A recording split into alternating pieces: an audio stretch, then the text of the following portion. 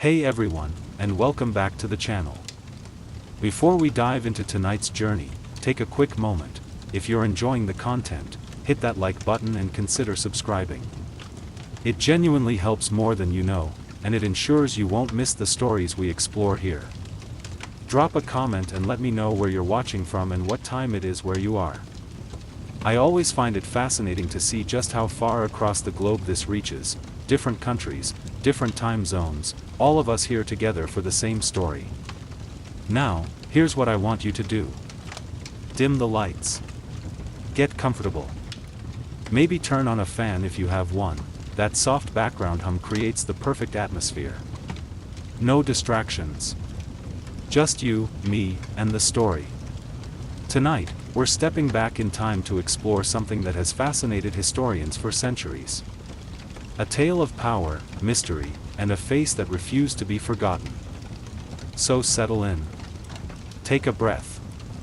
And let's begin.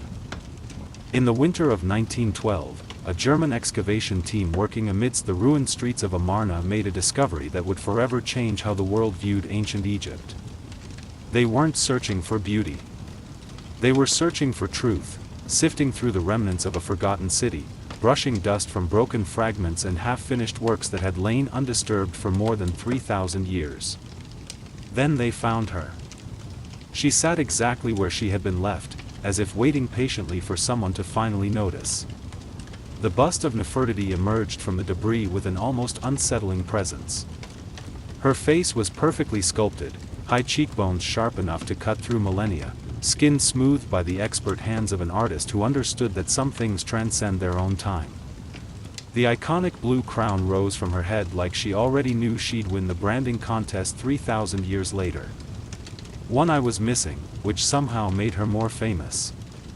Imperfection, it seems, photographs better than perfection ever could. When the bust was unveiled in Berlin, the world stopped breathing. She didn't look ancient. She looked modern, like she could step off a runway in Milan and politely dethrone everyone else with nothing more than a glance. Newspapers called her the most beautiful woman of antiquity. Scholars argued over her significance. The public fell in love with a face that had waited 30 centuries for its close-up. And just like that, Nefertiti became the face of ancient Egypt. But here's the part nobody puts on the souvenir mugs or the posters sold in museum gift shops: that bust was probably never meant to be seen by anyone. Most scholars believe it was a workshop model, essentially a sculptor's reference piece, the ancient equivalent of a sample image pinned to a studio wall for apprentices to study and copy. The most recognizable queen in human history may have achieved global immortality because someone forgot to clean up their practice draft. That's not mythic destiny. That's excellent timing. Yet look closer at the craftsmanship. The symmetry is extraordinary, the pigment blending almost impossible given the tools available. The subtle curve of the lips suggests a personality carefully observed and faithfully rendered. This was not a rushed assignment dashed off between commissions. Even as a model, it was executed with precision that borders on obsession. Ancient Egyptian art was never casual decoration. It was propaganda carved in stone, messaging designed to outlast the messengers. Representation equaled importance. The larger you appeared, the more significant you were. The more often you were depicted, the more permanent your place in the cosmic order. So if this bust was just the reference version, the practice piece, imagine how powerful the full royal imagery must have been. And then there's her expression. Calm. Controlled. Slightly detached. She's not smiling. She's not frowning. It's the face of someone who knows more than you do. It's the face of someone who has already calculated the angles, already assessed the room, already decided exactly how much to reveal and how much to conceal. That expression would serve her well, because before we even touch the question of whether she ruled as king or vanished on purpose, we have to admit something fundamental about this woman. Nefertiti mastered image. Or at the very least, someone around her understood the value of visual control. And if history is written in stone, she made sure her face would survive long enough to make us argue about her forever.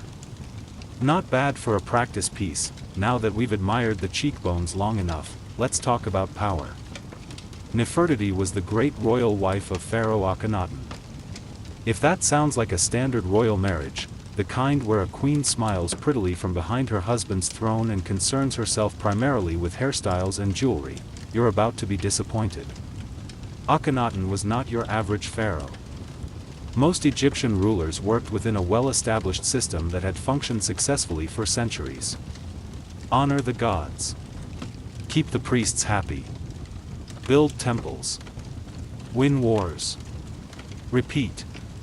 It was a formula that had served dozens of dynasties, and there was no obvious reason to change it. Akhenaten looked at that system and said, politely but decisively, no. He elevated Aten, the sun disk, above all other gods. Not as part of the divine lineup. Not as first among equals. As the main event. The only event. Centuries of carefully constructed religious tradition were suddenly replaced. The powerful priesthood of Ammonius, which had accumulated wealth and influence comparable to the pharaoh himself, was politely sidelined. Temples closed or were repurposed. Ancient rituals ceased. Familiar gods vanished from official imagery. That's not religious reform. That's a theological earthquake, and Nefertiti wasn't standing behind him holding flowers. In reliefs from Amarna, she appears nearly equal in size to the king. In Egyptian art, size matters absolutely. The larger the figure, the greater the importance.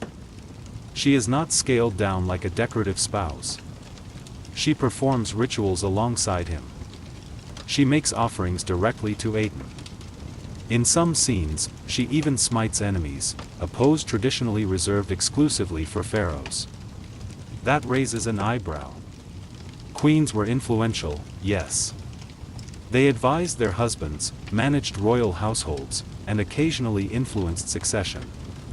But they weren't typically depicted acting like co-rulers in official state imagery. That wasn't how the system worked. The pharaoh was the living god, the intermediary between the divine and the human, the one who maintained cosmic order through ritual and warfare. Queens supported that role. They didn't share it. Unless something had changed. This wasn't symbolic fluff. This was messaging. Akhenaten and Nefertiti presented themselves as a divine partnership. Aten's rays extend toward both of them in every depiction, ending in tiny hands that offer the ankh, the symbol of life, equally. That's not accidental placement. That's branding. If Akhenaten was restructuring religion to centralize power around himself, Nefertiti was clearly part of that consolidation. She wasn't ornamental. She was strategic. Some scholars argue she may have served as co-regent later in his reign, effectively ruling alongside him with equal authority. That would make the title, Great Royal Wife, feel dramatically incomplete. Because what we're seeing in those carvings doesn't look like a supportive spouse. It looks like shared authority. It looks like partnership. It looks like a woman who wasn't content to simply exist in her husband's shadow. And that's where the mystery deepens. If she was already acting like a ruler while he lived, what happened when he didn't? To understand Nefertiti's role, we need to understand just how radical this religious shift really was. Ancient Egypt did not casually change gods.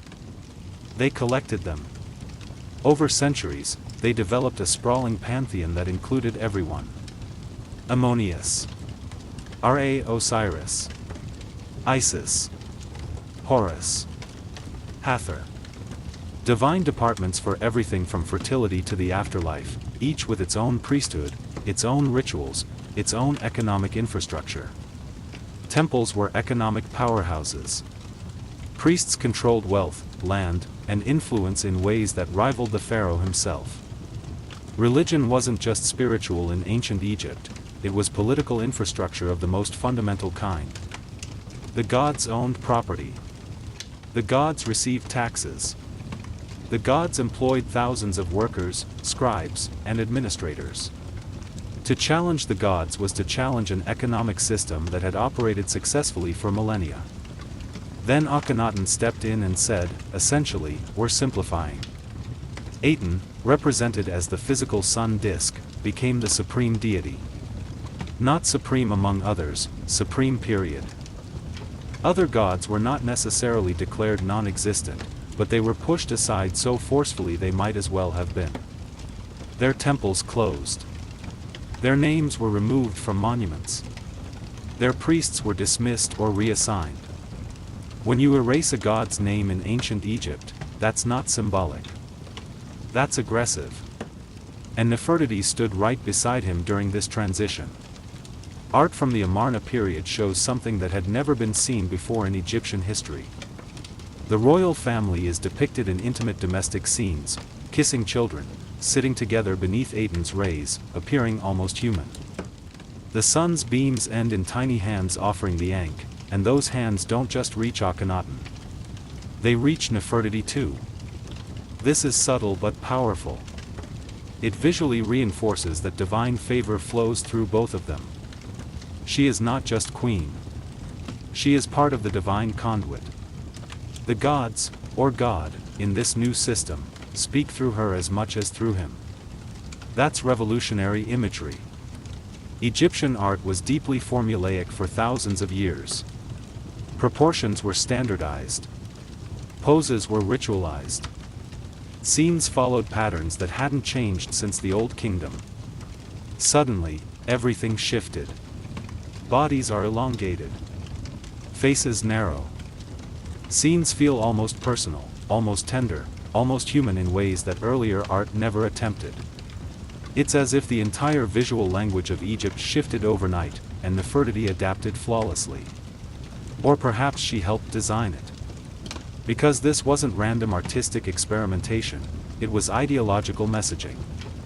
By centralizing worship around Aten and presenting themselves as the exclusive intermediaries between God and people, Akhenaten and Nefertiti tightened control over every aspect of Egyptian life. Less priesthood meant more royal authority. Fewer gods meant simpler loyalties. If the king was the primary bridge to the divine, the queen stood right beside him on that bridge. That means her power was not secondary. It was embedded in the theology itself. You couldn't accept the new religion without accepting her equal role within it. And when religion and politics merge like that, removing one figure from the equation becomes very complicated. Especially if that figure knows exactly how the system works. If you're going to overturn centuries of religious tradition, sideline the most powerful priesthood in the country, and declare a near monotheistic devotion to the sun, you probably don't want to stay in the old capital. Too many reminders. Too many critics. Too many angry priests walking past every day, glaring at the temples that used to be theirs. So Akhenaten did what any confident revolutionary would do: he built an entirely new city from scratch. Akhenaten, horizon of the Aten. We call it Amarna today. Fresh land. Fresh temples. Fresh start. No old gods watching from the walls, no lingering memories of rituals performed differently, no priests muttering about how things used to be. This was not just relocation. It was symbolic separation. A physical break from Thebes and the traditional centers of power that had controlled Egyptian religion for centuries. And Nefertiti moved with him. In fact, she didn't just move. She flourished there. The art from Amarna is unlike anything Egypt had produced before. Gone are the rigid eternal poses of earlier dynasties, the formal postures that suggested timelessness and immutability. Instead, we see the royal family in intimate, almost tender scenes. Akhenaten and Nefertiti sit together beneath Aten's rays, playing with their daughters. It feels almost human, almost relatable in ways that earlier art never attempted. And in these depictions, Nefertiti is everywhere. She appears nearly equal in size to the king, participating in rituals, offering to Aten independently. In some reliefs, she even drives a chariot. That's not background decoration. That's visibility. That's presence. That's a woman who refused to be reduced to a supporting role in her own story. Amarna wasn't just a city. It was a stage. And the royal couple were the central performers in a carefully constructed narrative, divine, unified, chosen by the sun itself. Which raises an interesting thought: if you are redesigning religion, architecture, and artistic style all at once, you are also redesigning how power is perceived. And Nefertiti understood perception.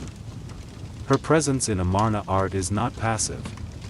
It is assertive, intentional, structured. She is not simply shown supporting the king. She mirrors him. In a society where symbolism equals authority, mirroring is not trivial. It's strategic.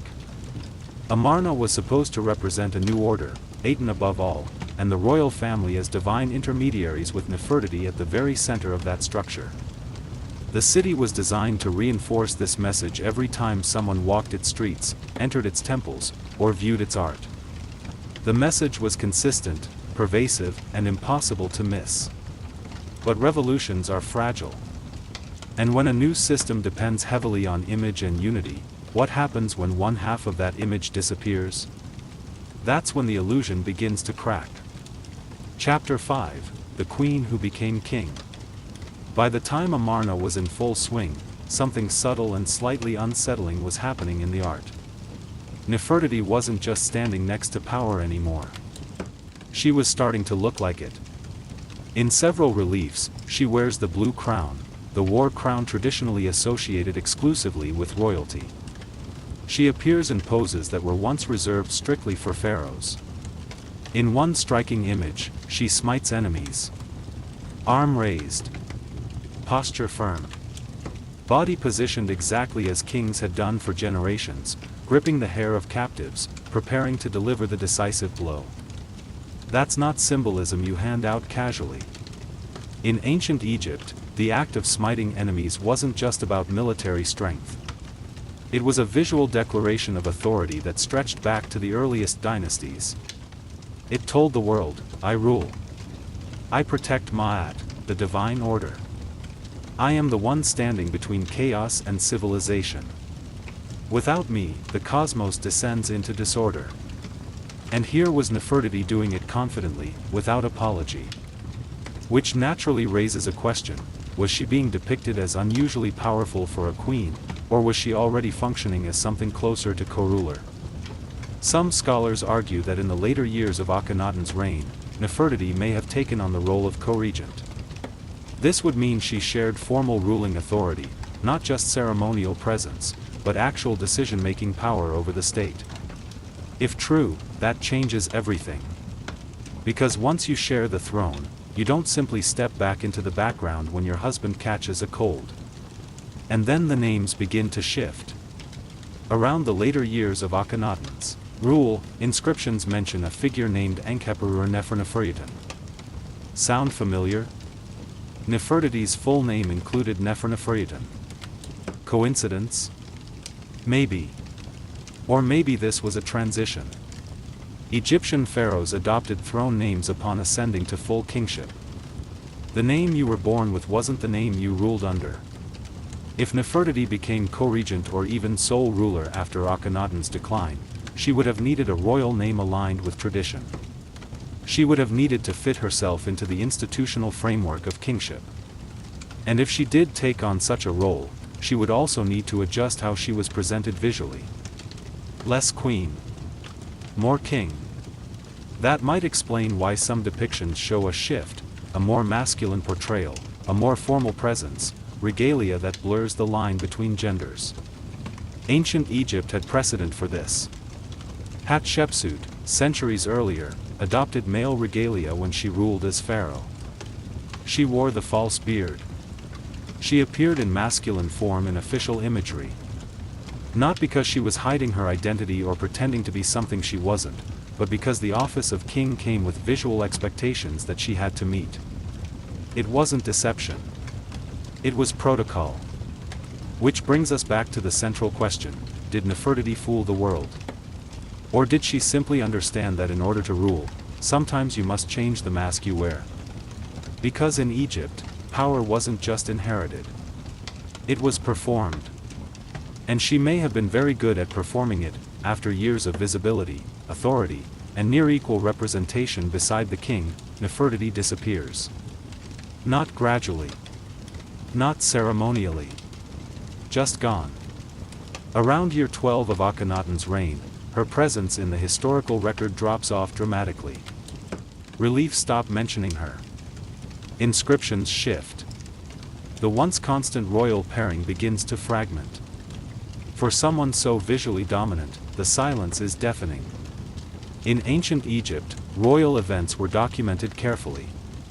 Births, deaths, jubilees, building projects. Especially for figures as central as the great royal wife, who appeared in art and text more frequently than almost any queen before her. If Nefertiti had died suddenly, we would expect some form of formal acknowledgement, a tomb scene, a mourning inscription, a ritual commemoration of some kind. Instead, we get ambiguity. And historians do not enjoy ambiguity. So theories began. Maybe she died during a plague that struck the royal family. Several of her daughters are believed to have died around this period. Disease was not uncommon in the ancient world, and epidemics could sweep through palaces as easily as through peasant villages. But if plague took her, why no official death record? Royal death was not a small administrative detail. It was a state event that required ritual response. Others suggest something more political. Perhaps she fell from favor. Perhaps internal tensions emerged within the court. Religious revolutions create enemies, and enemies sometimes wait for opportunities. If powerful factions opposed the Aten cult, targeting the queen would send a message. But again, where is the evidence of disgrace? Erasure usually leaves marks, scratched out names, destroyed images, monuments deliberately defaced. With Nefertiti, it's not violent removal. It's absence. And absence in Egypt is dangerous. Because when a name vanishes, so does identity in the afterlife. Egyptians believed that to speak the name of the dead was to keep them alive in the next world. To stop speaking it was to condemn them to oblivion. If Nefertiti simply disappeared from the record without explanation, someone made a deliberate choice to let her fade. Unless the name didn't vanish. Unless it changed. Which brings us back to Nefertiti. Around the same time Nefertiti fades from view, a ruler bearing that name appears in inscriptions. Some believe this was a separate individual, perhaps a short-lived co-regent or a daughter who briefly held power. Others suspect something more elegant. What if Nefertiti didn't disappear? What if she transformed? In ancient Egypt, identity was fluid at the highest levels of power. Pharaohs adopted throne names, divine titles, layered identities that shifted depending on context and audience. If Nefertiti stepped into kingship, she wouldn't remain Nefertiti the queen.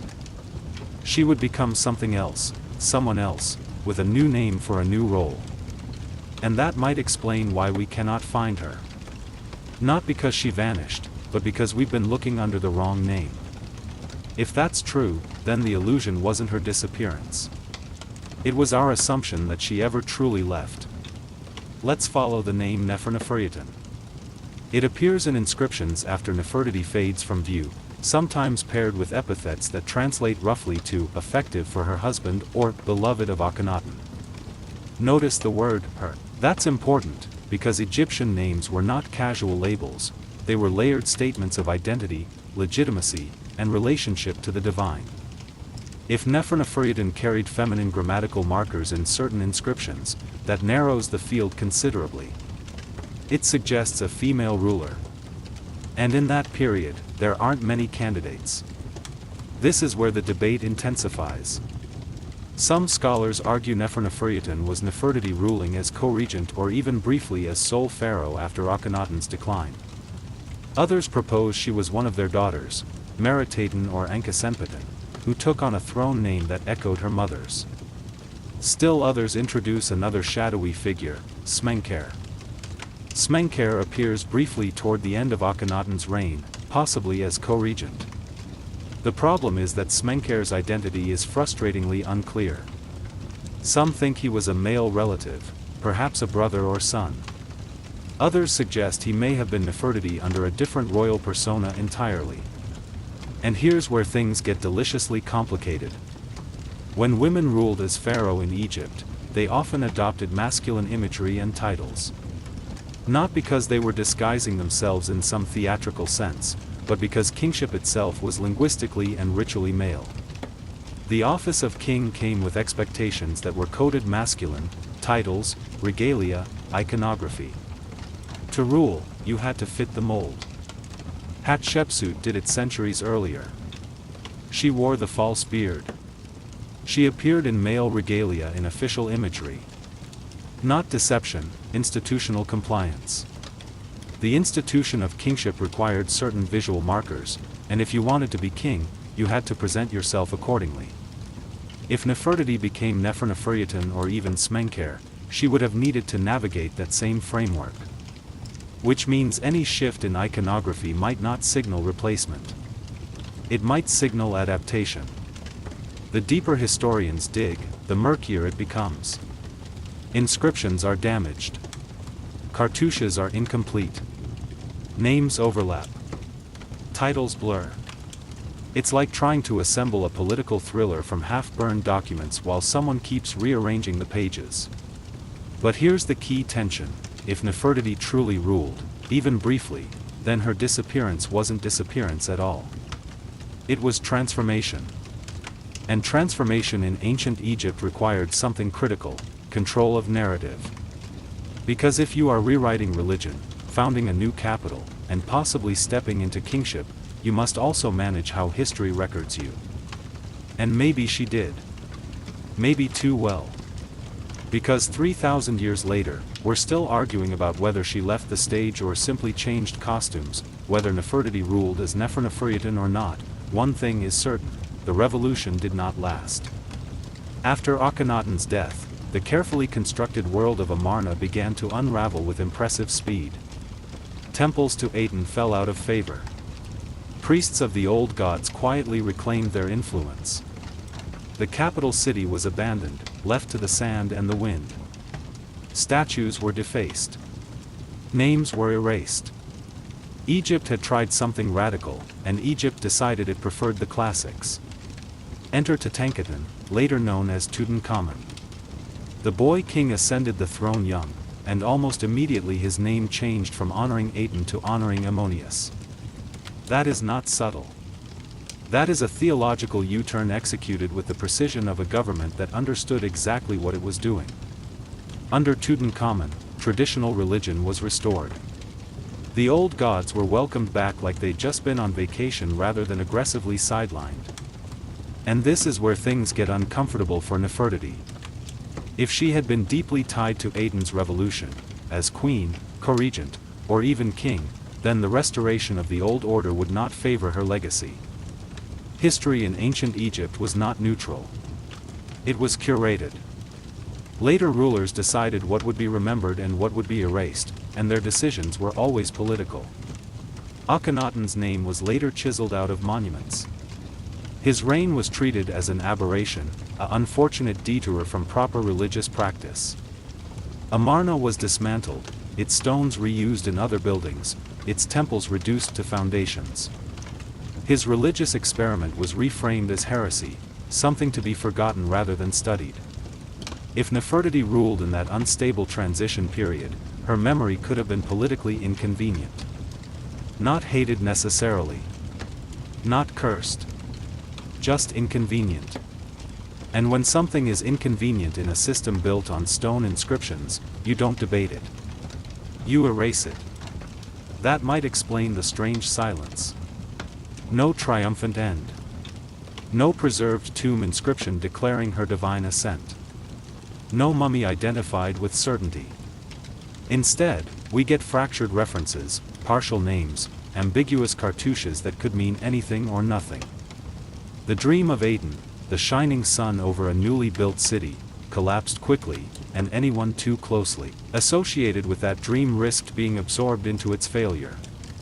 If Nefertiti had positioned herself at the center of that revolution, then when the revolution failed, her identity may have gone down with it. Not because she lacked power, but because power shifted. And when power shifts in ancient Egypt, history shifts with it. Which leaves us with a haunting possibility: maybe Nefertiti didn't fool the world.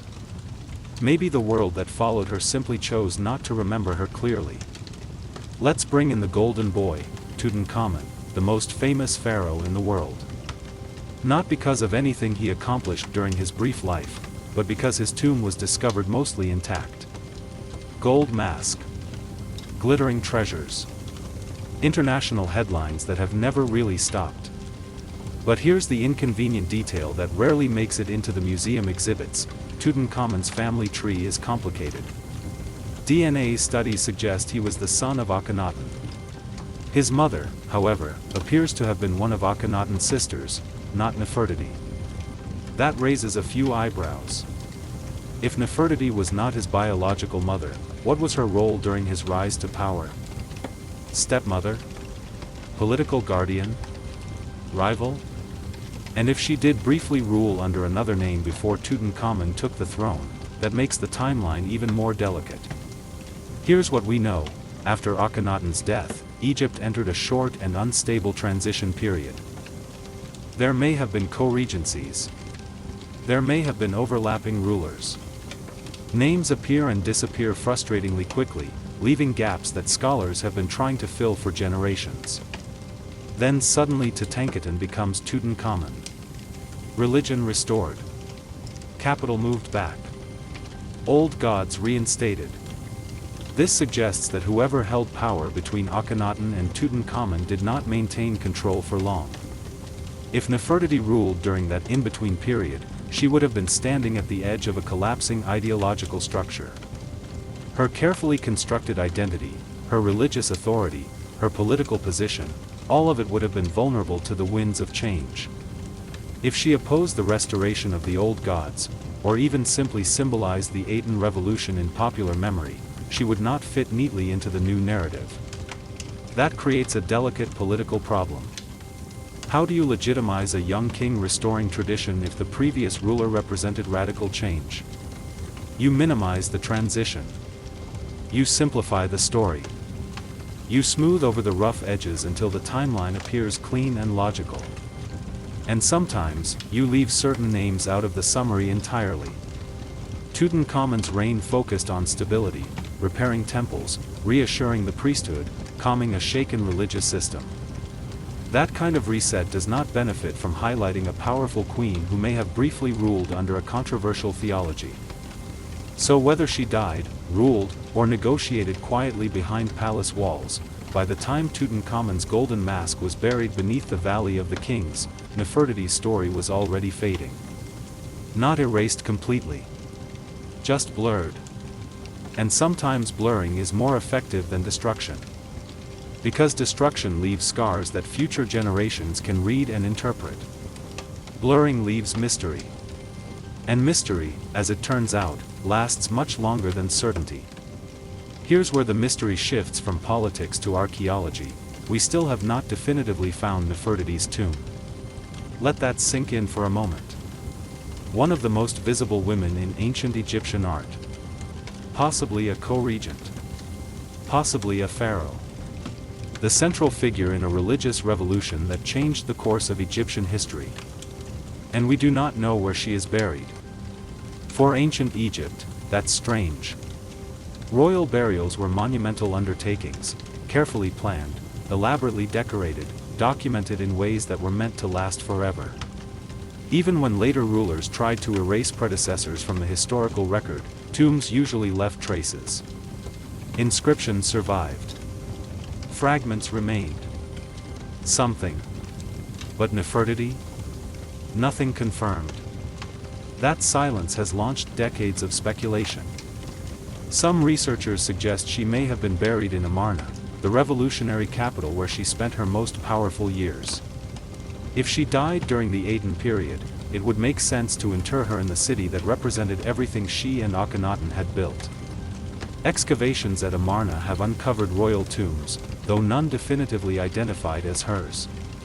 Others argue her remains could be hidden in the Valley of the Kings, the traditional burial place for Egyptian royalty. Several tombs from the late 18th dynasty remain unidentified or incompletely explored. Any one of them could potentially hold her. There was even a theory popular a few years ago that a hidden chamber behind Tutankhamun's tomb walls might contain her burial. Imagine that twist, the Golden Boy's tomb hiding the revolutionary queen. Ground-penetrating radar scans were conducted. Headlines exploded. For a moment, it felt like the mystery was about to crack open. But the evidence was inconclusive. Again. That leaves us with an unsettling possibility. If Nefertiti ruled under another name, especially briefly, her burial might not be labeled Nefertiti at all.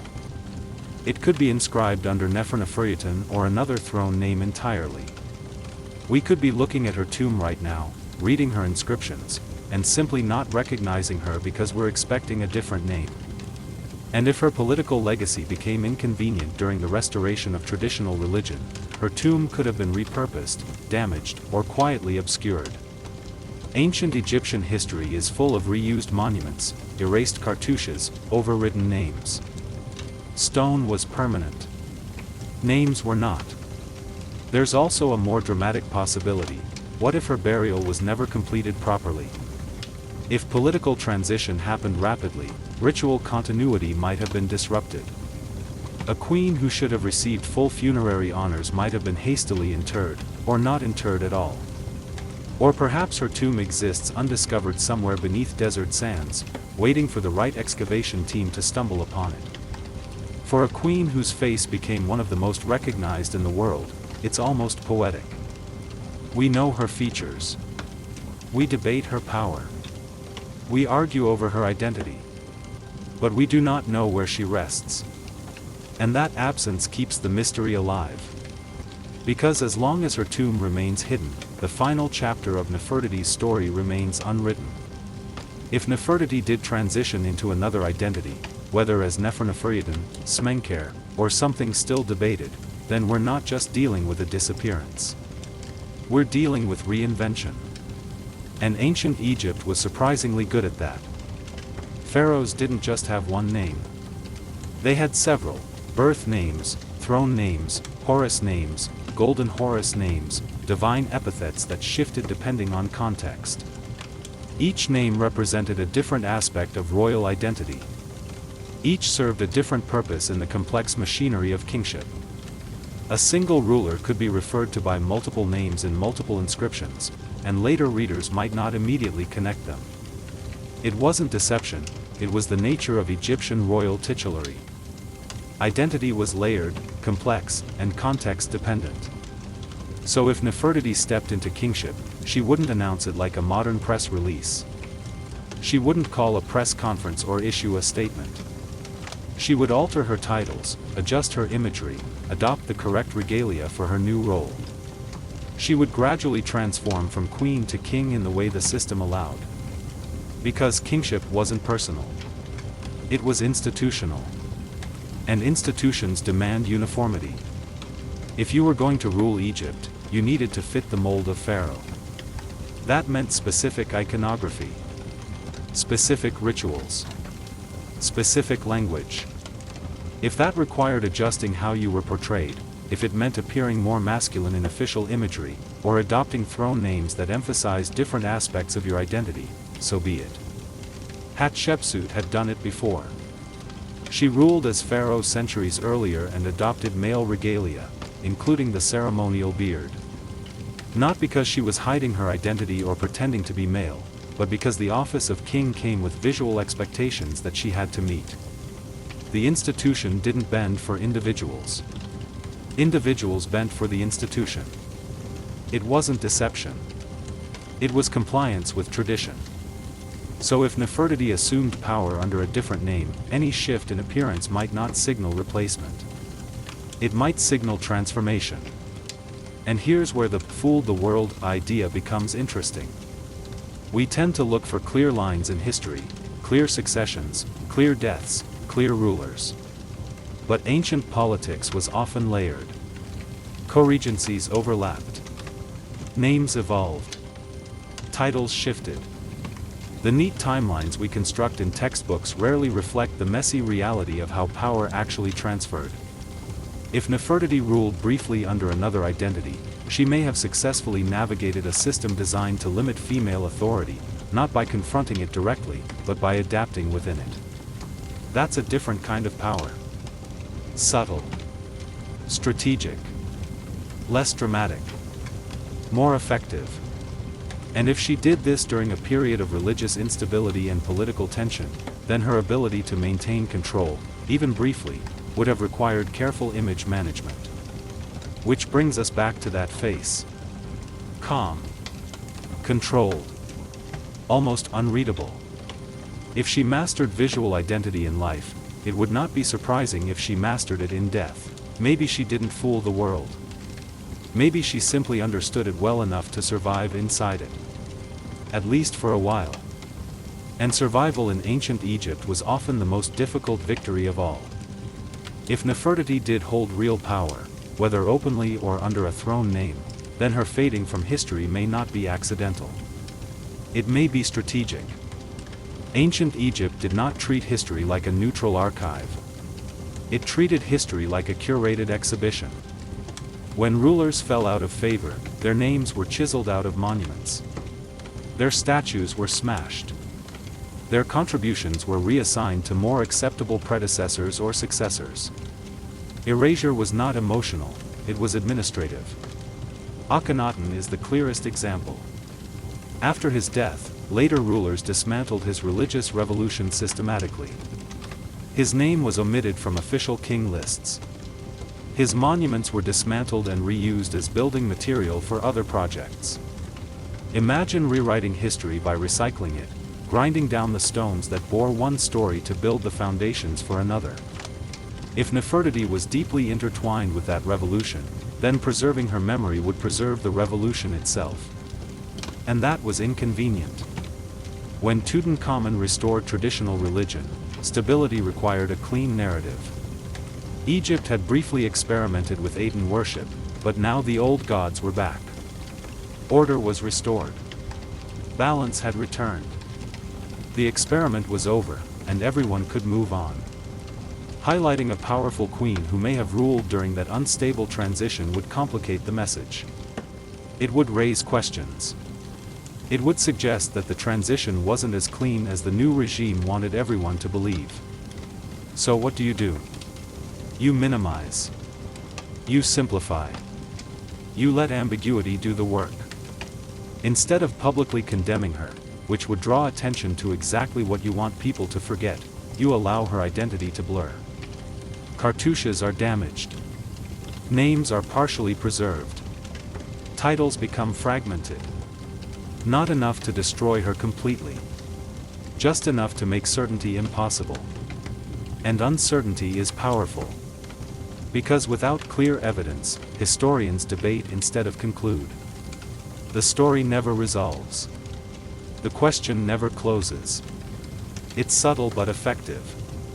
There's also a practical angle. If her reign was short, transitional, or politically fragile, it may not have left monumental building projects to anchor her legacy.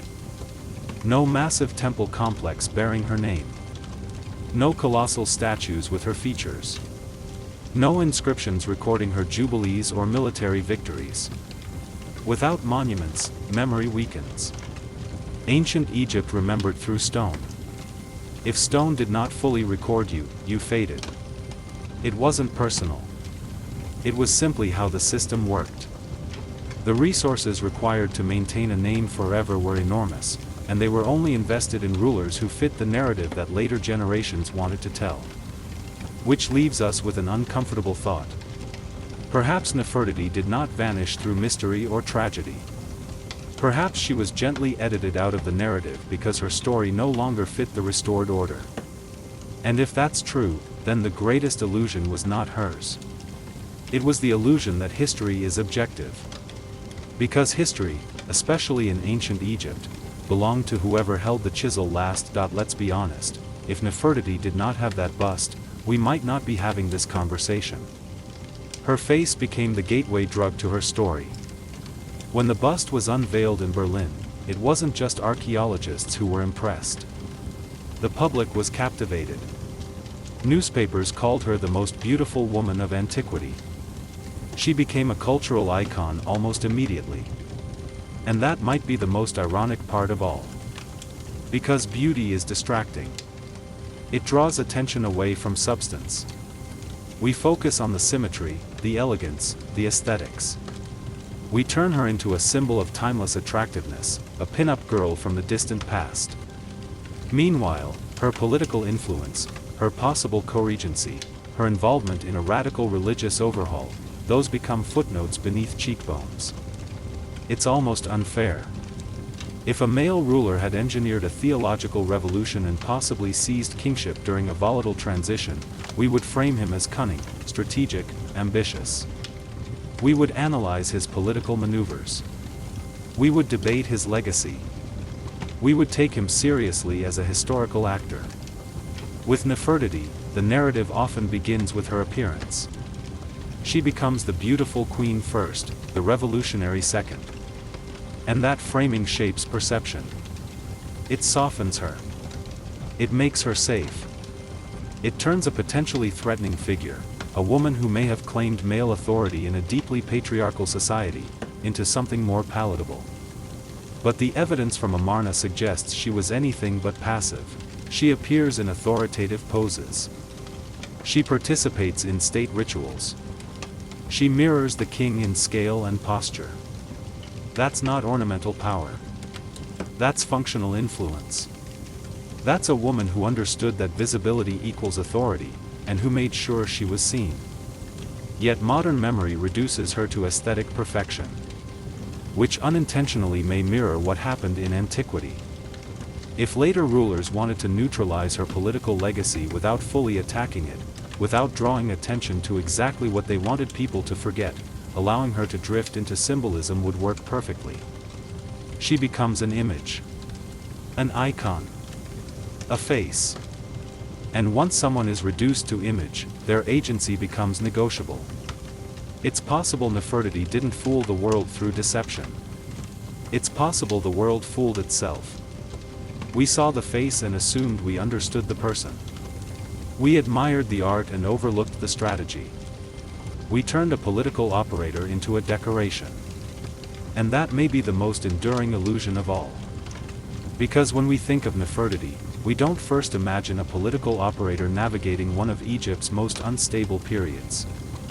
We imagine elegance, serenity, beauty. We imagine a face. And perhaps that elegance concealed far more power than we're comfortable admitting. By the time Tutankhamun's golden mask was lifted from the sands, the world had a new obsession. Gold, treasure, drama. A teenage king wrapped in layers of immortality, his story told through the magnificent objects that accompanied him into the afterlife. And just like that, Nefertiti, the woman who helped reshape an entire religious system, was overshadowed by a child whose greatest achievement was dying with excellent interior decoration. History can be cruel like that. Tutankhamun's tomb was discovered almost intact. That kind of archaeological jackpot doesn't just rewrite textbooks. It rewires public imagination. Suddenly, the narrative of late 18th dynasty Egypt became centered on the glittering boy king. Nefertiti, whose tomb remains undiscovered and whose reign is debated, faded into background mystery. But here's the thing, Tutankhamun inherited a kingdom in chaos. The religious revolution had fractured traditional power structures. The capital had been relocated. The priesthood had been alienated. The political climate was unstable. Someone had to navigate that transition. Someone had to manage the delicate process of restoring order without creating more chaos.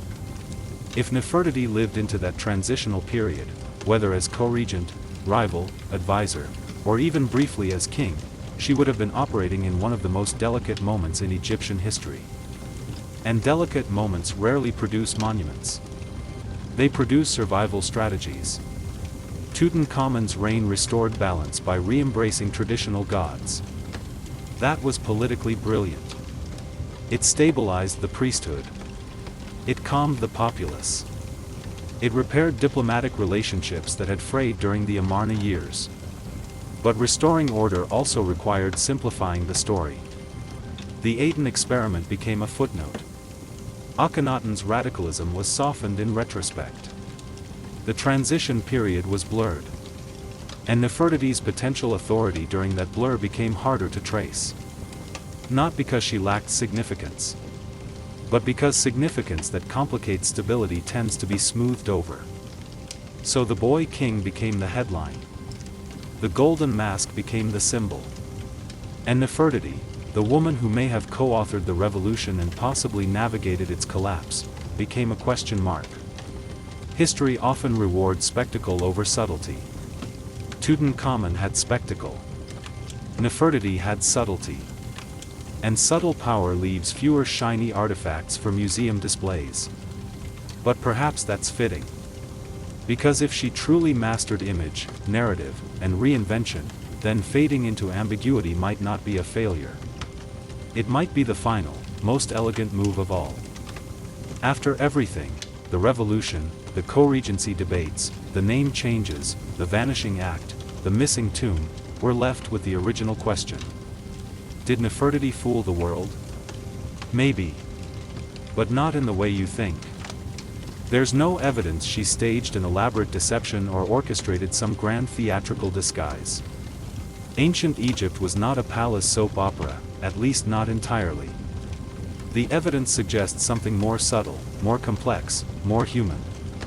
What she may have done, however, is far more impressive. She navigated one of the most unstable periods in Egyptian history with remarkable visibility and adaptability. She stood beside a king who dismantled centuries of religious tradition.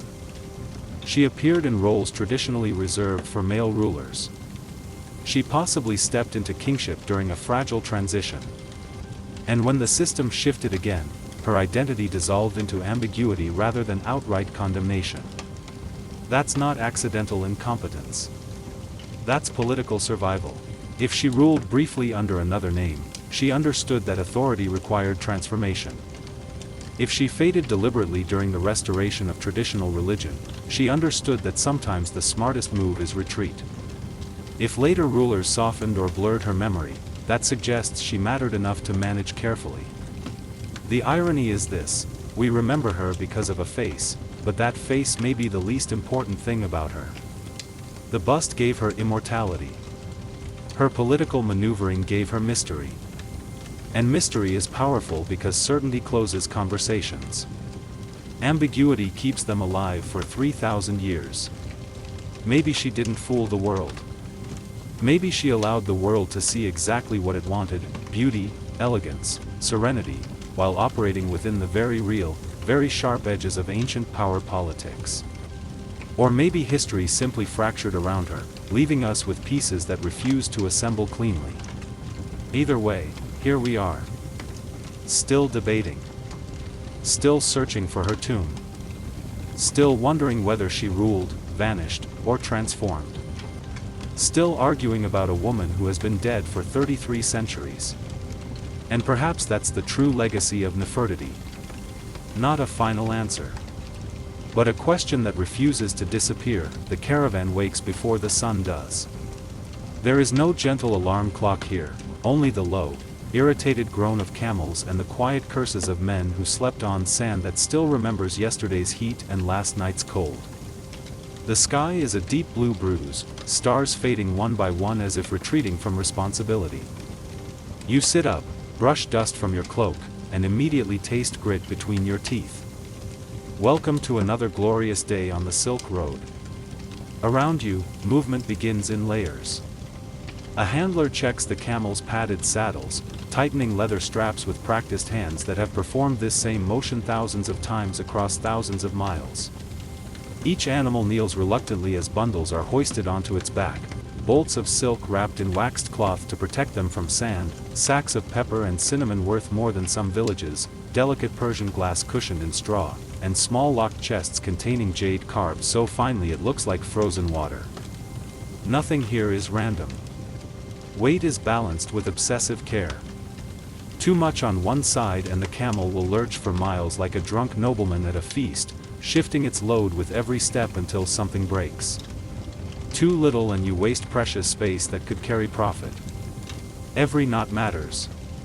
Every strap is inspected twice. A single failure in the desert is not an inconvenience. It is an obituary. You walk past the line of animals, counting them quietly. 32 camels. 12 men. 2 hired guards who look as if they trust no one, including each other. At the center stands the caravan master, already awake, already calculating. He does not shout. He does not need to. A glance from him carries more authority than any blade ever could. The horizon begins to glow faintly. Soon the sun will rise and turn this frozen landscape into an oven.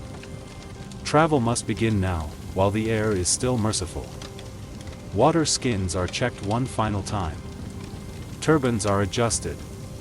Daggers are secured at the waist, not because you plan to use them, but because you would be foolish not to. You look east for a moment, toward lands already behind you, then west toward months of uncertainty. The Silk Road is not a road. It is a gamble stretched across continents. And as the first light spills over the dunes, you realize something simple and terrifying. You are already all in. By the time the sun fully rises, mercy is already gone. The desert does not gradually warm. It transforms. One moment the air is sharp and cold, the next it presses against your skin like a furnace door left open. Light floods the dunes, flattening shadows and blinding the careless. You wrap your cloth tighter around your head, leaving only your eyes exposed. Even the camels seem to sigh as the caravan begins to move. The rhythm sets in quickly. Step, sway. Step, sway.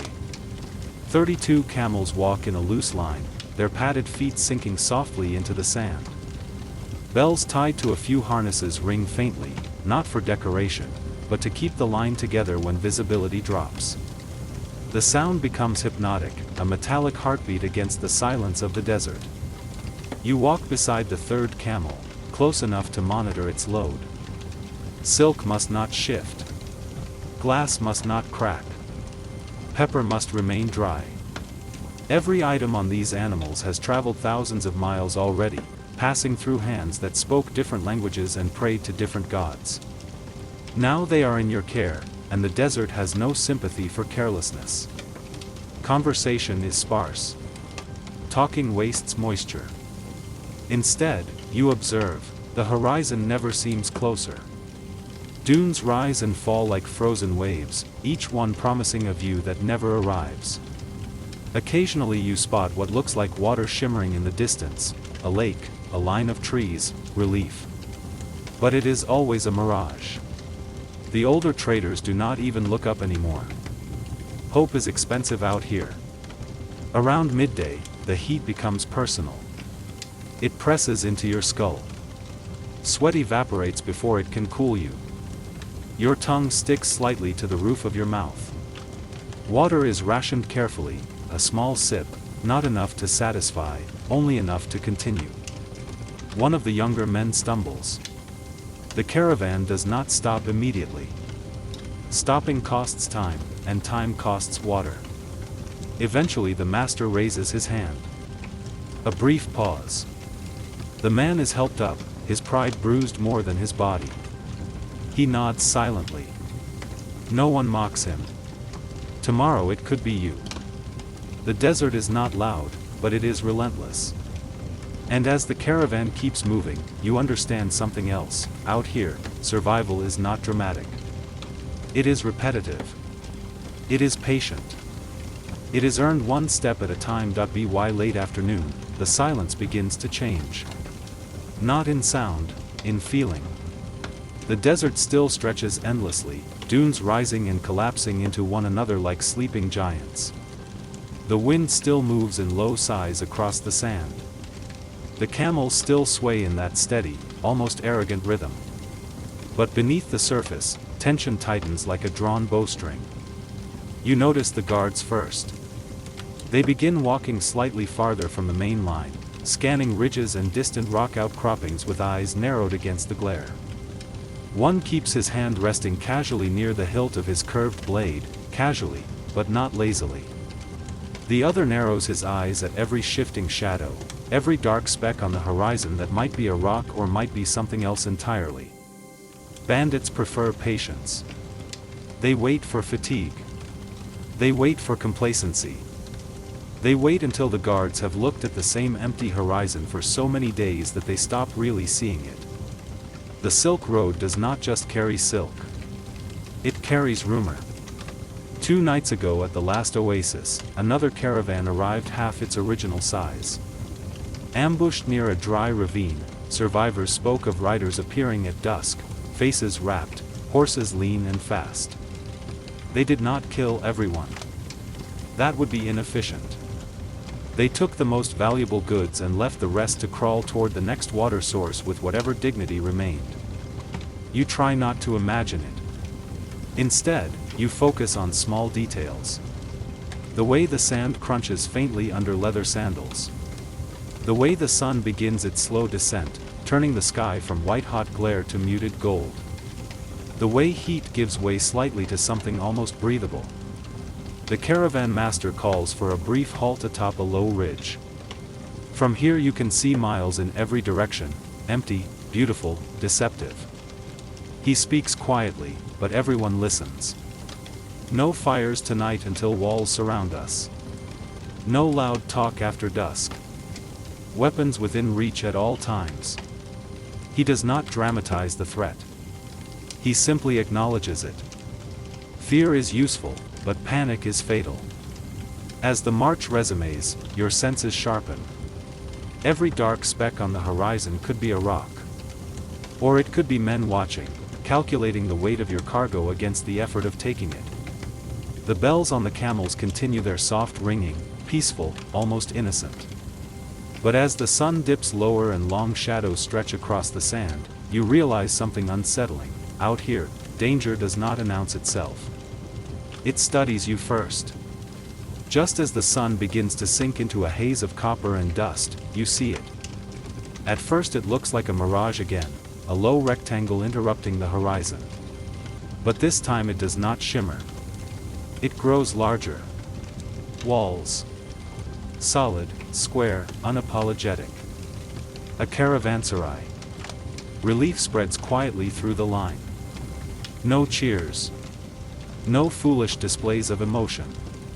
Just a subtle loosening in shoulders, a slight increase in pace. Even the camels seem to sense the promise of rest. The structure rises from the desert like a fortress built by patience. Thick mud brick walls rise high and nearly windowless, designed to keep out wind, sand, and men with bad intentions. A single heavy wooden gate stands open, guarded by 2 men who look bored but alert, the most dangerous combination. As you pass through the gate, the noise changes instantly. The desert's vast silence is replaced by contained life. Hooves clatter against packed earth. Traders speak in half a dozen languages. Someone laughs too loudly. The air smells of sweat, animals, spices, and smoke. Inside the courtyard, the camels kneel one by one. Loads are inspected carefully before being removed. You run your hands over the silk bundles, checking for tears. The glass crates are intact. The jade chests remain locked. For today, fortune has allowed you to keep what is yours. Along the inner walls are small rooms for merchants, not luxurious, but solid. A roof. A door. Protection. In the center, a shallow well and troughs for animals. A stable boy moves quickly, collecting coins before offering water. You finally remove your head covering. Sand falls from your hair. Your skin feels tight from salt and heat. Someone hands you a small bowl of lentil stew and flatbread. It tastes better than any feast you've ever eaten, because you are still alive to eat it. Oil lamps begin to glow as darkness settles. Conversations grow softer, more conspiratorial. Deals are whispered. prices negotiated in careful tones. News exchanged like currency, which routes are safe, which rulers demand higher tolls, which regions are unstable this season. You sit against the cool inner wall, watching shadows flicker. Outside these walls, the desert waits without emotion. But tonight you have stone between you and it. And for a caravan on the Silk Road, that is luxury beyond silk. Night inside the caravanserai does not mean rest. It means business. The courtyard that felt chaotic at dusk now settles into pockets of controlled activity. Oil lamps hang from hooks along the walls, their flames trembling in the warm night air. Shadows stretch and overlap, distorting faces, softening intentions. Under this kind of light, everyone looks slightly mysterious, slightly untrustworthy, which, frankly, is accurate. You sit cross-legged on a woven mat with 3 other traders. Between you lies a small wooden chest. It contains nothing dramatic, just silk. But not ordinary silk.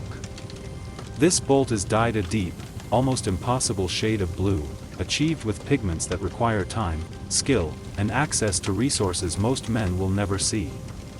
The buyer runs his fingers over the fabric slowly. He does not compliment it. He does not frown. He simply measures his reaction carefully.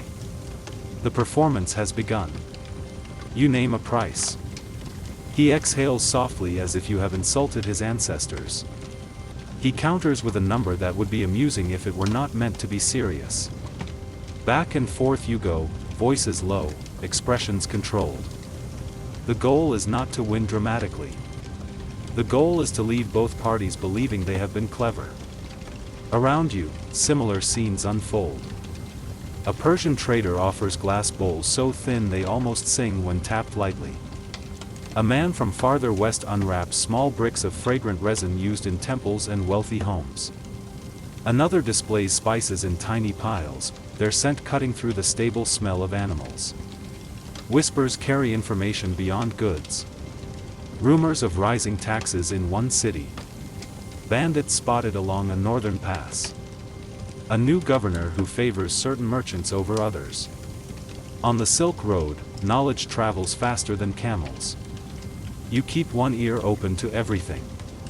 Near the gate, the guards remain posted. Even here, within walls, trust is limited. Coins change hands quickly.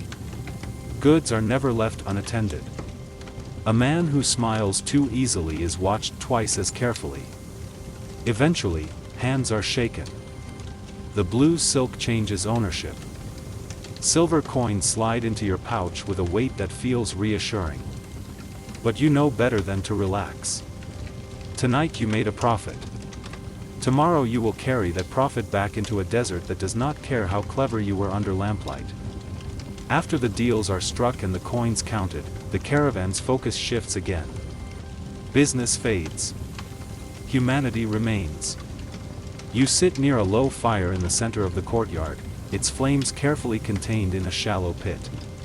Sparks rise briefly before vanishing into the night. Around you gather men from lands so distant that their childhoods unfolded under completely different constellations.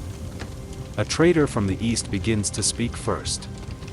He tells of mountains so high that breathing becomes a negotiation, narrow passes where caravans move single file, one misstep separating life from legend. He laughs lightly as he describes losing half a shipment of porcelain to a landslide. The mountain wanted plates, he says with a shrug. Another man, darker-skinned and soft-spoken, speaks of monsoon rains that swallow roads whole, of jungles that hum with insects so loud they sound like machinery. His spices, he explains, were once green and alive before being dried and packed for this endless migration across continents. You listen, aware that these stories are more than entertainment. They are maps disguised as memory. Every anecdote carries warning. Every joke hides instruction. The guards sit slightly apart, cleaning blades by lamplight. One occasionally glances toward the gate. Trust the walls, but verify them. Someone passes around a small cup of fermented drink. It burns going down. You accept only a sip. Intoxication is a luxury for people not crossing deserts. Above you, the sky is clear and enormous. Stars stretch from horizon to horizon, indifferent and ancient. You recognize a few constellations. Others are unfamiliar, named differently by different tongues. Even the sky, it seems, has multiple versions depending on who is telling the story.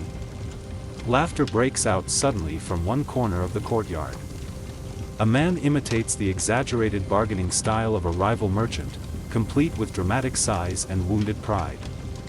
For a moment, the Silk Road feels almost light-hearted. But the fire burns low. Eventually conversations thin out. One by one, men drift toward their small rooms or sleeping mats beside their goods. You lie back, cloak wrapped tightly around you. Tomorrow the walls disappear again, and stories will once more give way to survival. Morning departure is smooth. Too smooth. The gate creaks open at first light. Camels are loaded with the same careful precision as always. Silver coins are redistributed discreetly across belts and hidden pockets. The courtyard empties, and once again the desert welcomes you back with blank indifference. For the first few hours, the march feels routine. The sky is pale and wide. The wind is steady but harmless. You almost begin to believe the day will pass without incident. Then you notice the horizon. A faint line, darker than the sky, thicker than cloud. One of the older handlers stops walking. He narrows his eyes, squinting into the distance. He does not need to announce it. The caravan master sees it too. Sandstorm. Orders come quickly and without drama. Camels are brought closer together. Faces are wrapped tightly with cloth. Loose fabric is secured. Delicate goods are reinforced with extra bindings. No one wastes breath on complaint. The line on the horizon grows taller, wider. It moves with unsettling speed. Within minutes, the wind shifts from steady to aggressive. It pushes at your back first, then circles unpredictably. The air thickens. The sky begins to disappear behind a moving wall of dust. Down! Someone shouts. The camels kneel, trained for this moment. You drop beside one, pressing yourself against its broad body for partial shelter. The first blast hits like a physical force. Sand strikes your face, your hands, any exposed skin. It stings. It invades. The world becomes noise. Wind roars in your ears. Grains of sand whip against leather and cloth like endless tiny projectiles. Visibility shrinks to almost nothing. You can barely see the camel beside you, let alone the rest of the caravan. Breathing becomes deliberate through cloth, slow, controlled. Panic wastes oxygen and focus. Time stretches strangely inside the storm. Minutes feel like hours. The desert is no longer empty and distant. It is inside your eyes, your mouth, your thoughts. You cling to the rope tethering the camels together. Let go, and you could wander 10 steps and vanish completely. Eventually, gradually, the roar softens. The wall of dust moves on. When the air clears enough to see, the landscape is altered. Dunes reshaped. Tracks erased. The path forward uncertain. And as you stand, brushing sand from your cloak, you understand a brutal truth: out here, even the ground beneath you refuses to stay the same. Silence returns in fragments. At first it is only the absence of roaring wind. Then you hear the camels shifting, shaking sand from their long lashes. A man coughing. Another muttering something between prayer and complaint. The world feels stunned, as if the desert itself is catching its breath. You stand slowly. The caravan no longer looks like a line. It looks like survivors. Sand has buried half the packs. Fine dust coats every surface: cloth, skin, rope, even the metal buckles dulled to the color of ash. You run your hands over the nearest bundle of silk. The outer wrapping is abrasive with grit, but intact. You exhale, not dramatically, just enough to acknowledge that fortune has not abandoned you entirely. Count, the caravan master says. Not loudly. Calmly. You count camels first. One by one, brushing sand from their faces, checking straps. 32 becomes 31. A pause. Voices call out across the uneven dunes. A handler climbs a newly formed ridge and scans the area. After a tense minute that feels much longer, a shape moves in the distance, a camel partially buried, struggling to rise. Two men rush toward it, pulling at its harness, coaxing it upright. 32 again. Next, the men. 12. All present. One with a bloodied lip from being struck by flying debris. Another with raw skin where cloth shifted in the wind. Nothing fatal. The desert showed its strength, but not its cruelty. Not today. The greater problem is less visible. The storm has erased the road. Tracks that once pointed west are gone, swallowed under newly shaped dunes. Landmarks have shifted. A familiar ridge now appears unfamiliar. In a landscape already ambiguous, certainty has been sanded away. The master studies the sun's position. Another trader consults a small wooden board etched with stars and directional notes. Navigation returns to older methods now: sky, memory, instinct. You drink a measured sip of water. It tastes faintly of leather and dust. It is perfect. The caravan reforms slowly, deliberately. No one speaks of fear. But as you begin walking again, stepping onto ground that did not exist yesterday, you understand something deeper. The Silk Road does not promise safety. It promises endurance. And endurance out here is everything. Days pass after the storm, blending into one another like layers of wind-shaped sand. You no longer measure time by sunrise and sunset alone. You measure it by aches, by the slow thinning of water skins, by the subtle shift in conversation from confident plans to quiet calculations. Distance is not dramatic. It is cumulative. The camels move with steady resignation, but even they begin to show strain. One limps slightly, its padded foot irritated by a stone hidden beneath soft sand. Another refuses water for a moment, turning its head stubbornly before finally drinking. You watch them closely. A camel lost is not merely inconvenience. It is weight redistributed onto others. It is margin shrinking. The men feel it too. Tempers shorten. Jokes grow rarer. Silence stretches longer between exchanges.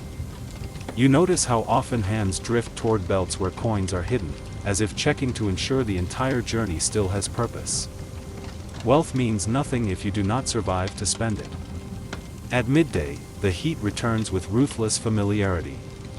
The horizon trembles with mirages again, but this time no one even glances at them. Hope is rationed like water now. That afternoon, a new tension emerges. In the distance, faint but unmistakable, you see movement parallel to your path. Not close. Not threatening. Just there. A small group of riders silhouetted against the dunes, keeping pace. The guards notice immediately. No panic. No sudden change in direction, that would signal weakness. Instead, the caravan tightens formation slightly. The bells on the camels are muffled. Weapons remain visible but not drawn. The riders do not approach. They watch. Hours pass like this. Two lines moving through the same ocean of sand, separated by space and intention. You cannot tell whether they are bandits weighing risk, rival traders assessing opportunity, or nomads simply curious. Eventually, as the sun dips lower, the riders veer away. They dissolve into the dunes as quietly as they appeared. Relief does not come loudly. It comes as a subtle release in your shoulders. The caravan continues west, and as you walk, tired but unbroken, you realize that the Silk Road is not defined by its grand exchanges of silk and jade. It is defined by the quiet decision, made again and again, to keep moving. Weeks later, the desert begins to change. At first it is subtle, a few scattered bushes where before there was nothing. Then patches of hard-packed earth, the endless sand. The air carries a different quality, less dry, almost moist. You do not trust it at first. Your mind has been shaped by weeks of emptiness, trained to expect nothing but more of the same. But the caravan master knows what he is doing. He has made this journey before, many times, in both directions. When he adjusts course slightly, no one questions him. Then you see it, a line of green on the horizon. Not a mirage. Not this time. Trees. Real trees, with leaves and trunks and shade. Beyond them, the glint of water, a river, wide and slow, moving with the patient authority of something that has been there longer than any empire. The Oxus. The great river that marks the boundary between desert and something else. The camels sense it before you do. Their pace increases without command. Heads lift. Nostrils flare. Even the guards allow themselves small smiles beneath their wrappings. You have crossed the worst of it. Not all of it, there is still distance to cover, still mountains to cross, still cities to negotiate. But the desert that tried to kill you every single day for weeks has finally released its grip. That night, camp is different. Fires burn openly. Voices rise in something approaching song. A merchant produces dried fruit saved for exactly this moment. Another shares stories of what lies ahead, cities with names you've only heard in whispers, markets where silk exchanges for gold, for horses, for things you cannot yet imagine. You sit apart for a moment, watching the river reflect starlight. The Silk Road stretches behind you for thousands of miles. It stretches ahead for thousands more. You are neither at the beginning nor the end. You are simply here, in the middle, alive, carrying goods that will eventually reach hands you will never see. And somehow, that is enough.